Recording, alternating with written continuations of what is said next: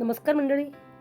आज आपण उन्हाळ्यात शरीराला थंडावा देण्यासाठी खूप उपयोगी अशा गुलाबाच्या पाकळ्या आणि साखर वापरून केलेला गुलकंद तर ही रेसिपी बघणार आहोत. तर सर्वप्रथम गुलाबाच्या पाकळ्या देशी घ्यायच्या आहेत. गावठी गुलाबाच्या पाकळ्या घ्यायच्या आहेत. त्या स्वच्छ धुवायच्या आहेत आणि सुकून घ्यायच्या आहेत, जेणेकरून त्यातील पाणी सुकून जाईल. त्यानंतर पाकळ्या मस्त बारीक कापायच्या आहेत. 2 वाटी बारीक कापलेल्या गुलाबाच्या पाकळ्यासाठी 1 वाटी साखर, 1 मोठा चमचा बडीशेप, त्यानंतर 4 ते 5 विलायचीची पावडर. तर मी साखर टाकून विलायची बारीक करून घेतलेली आहे. आता हे सर्व मिश्रण मस्त एकजीव करायचं आहे, व्यवस्थित मिक्स करून घ्यायचं आहे. गुलकंद खाण्याचे फायदे.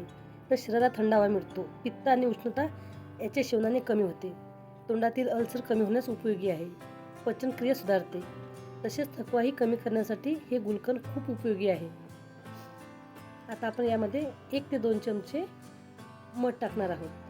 मध टाकून व्यवस्थित मिक्स करायचं आहे आणि हाताने मस्त कुस्करून ते एकजीव करून घ्यायचं आहे. फक्त 2 दिवसात गुलकंद तयार होतो.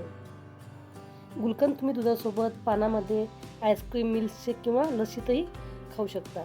व्हिडिओ आवडला तर व्हिडिओला लाईक करा, कमेंट करा, शेअरसुद्धा करा. धन्यवाद मंडळी.